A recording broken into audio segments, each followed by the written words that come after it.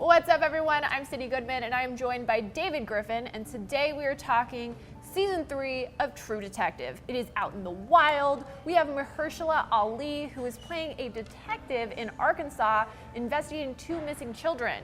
But the question on everyone's mind isn't where are the children, it's is True Detective returning to its roots? So David, what do you think? Season 1 or Season 2 vibes? I think it's more Season 1 vibes, what especially we with the wanna way, hear. exactly. Season 2 wasn't all bad, but it was definitely a letdown from Season 1. But Yeah. Season 3 goes back to its roots with playing with time. You have Yes. time jumps, especially with Hershel Ollie. You have him in 3 different time periods. You have him 1980s, the 90s, and in 2015 as an old man. And he just embodies that character so well. And his partner, Detective West, played by Dorff, also goes through those time changes as well. So you get to see these detectives, and they have a great buddy cop bromance, just like Yes. McConaughey and Woody Harrelson did in Season 1. Yes. So it feels like more of the same with Season 1, but that's a good thing.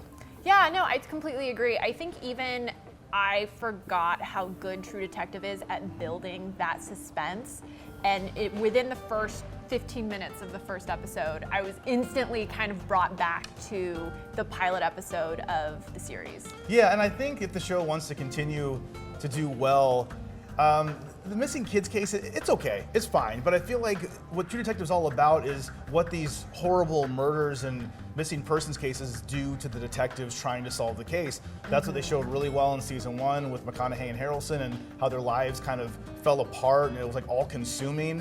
And it's Yeah. showing that too with Ali and Stephen Dorff's characters and how it affects them even over a longer period of time. We're getting these guys as young men, and then we're getting them when they're probably in their 60s, if not older. So you get to see a much wider range of character development, which is really cool. Yeah, well, and I think especially having kind of a single, what looks like title character in Mahershala Ali's character, I think we will see, as a result of it being a focus on him versus 2 cops, more of that depth of like how much this is affecting him. I mean, it seems like it's gonna be a pretty disgusting case. Yes. That would just be my guess. I don't think it's as simple as 2 children missing.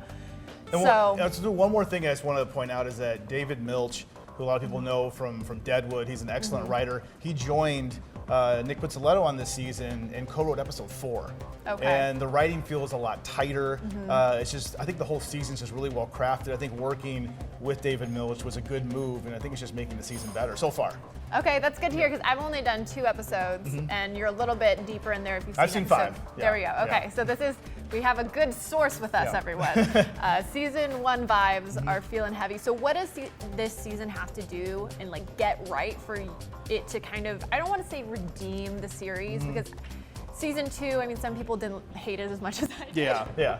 But what do you think that this season needs to get right? It's, it really does feel a lot like Season 1, but I think that's okay, because I think Season 1 was so good. Yeah. And Hershel Ali is giving a different enough performance, because I don't want to spoil anything, but his character goes through some transformative moments, especially with the way his memory works. That's really interesting and plays a role in how he tries to solve the case, which is different than Season 1. So I think if it sticks to that, it's going to be fine.